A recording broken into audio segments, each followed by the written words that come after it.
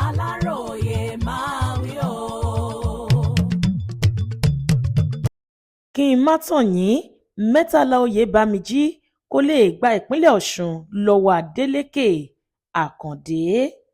Alága ẹgbẹ́ òṣèlú Accord nípínlẹ̀ Ọ̀ṣun Victor Àkàndé ti sọ wípé kò sí ọ̀nà tí ẹgbẹ́ òṣèlú All Progressives Congress fẹ́ gbà tàbí ọgbọ́n tí wọ́n fẹ́ dá tí wọ́n lè fi gba ìjọba ìpínlẹ̀ Ọ̀ṣun lọ́wọ́ gómìnà Adémọ́lá Adeleke.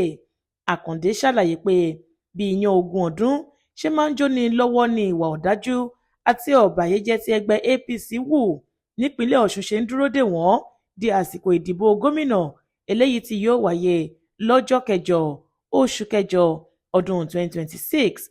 Ó sọ síwájú sí wípé dìgbì ni ẹgbẹ́ Accord wà, bẹ́ẹ̀ ni olùdíje àti ẹgbẹ́ APC fà kalẹ̀ Bọ́lá Oyèbámijí kì í ṣe ìpèníjà fún àwọn rárá nítorí àlùbami ni Adeleke yóò lù ú lọ́jọ́ ìdìbò. Àkàndé fi kún ọ̀rọ̀ rẹ̀ wípé kò sí ẹni tó fẹ́ gbọ́ APC mọ́ lọ́ṣùn àfi àwọn ọmọ ẹgbẹ́ wọn látàrí ìnira tí àwọn ará ìlú dojúkọ lásìkò tí wọ́n ṣèjọba lọ́dún 12 nípínlẹ̀ Ọ̀ṣun.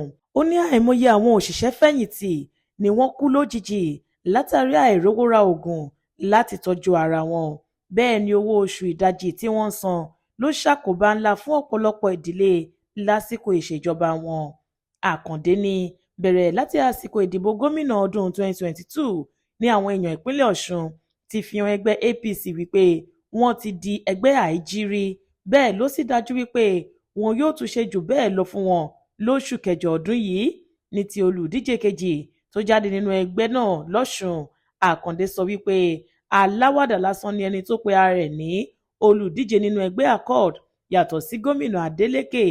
Ó ní báwo ni ẹni tó wà ní ìlera pípé yóò ṣe jáde pé olùdíje lòun nínú ìdìbò ayédèrú tí àjọ elétò ìdìbò ilé wa INEC kéde fún gbogbo ayé wípé àwọn kò mọ nǹkan kan nípa rẹ̀.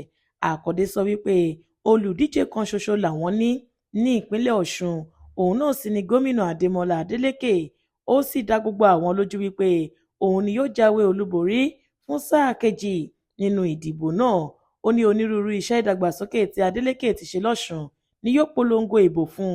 Kò sì ṣeé ṣe fún ẹgbẹ́ APC tàbí Oyèbámijí tó jẹ́ olùdíje rẹ̀ láti gba ìpínlẹ̀ Ọ̀ṣun lọ́wọ́ rẹ̀. Florence Babasola ló ṣe àkójọpọ̀ ìròyìn yìí fún ìkànnì Aláròyé Online TV.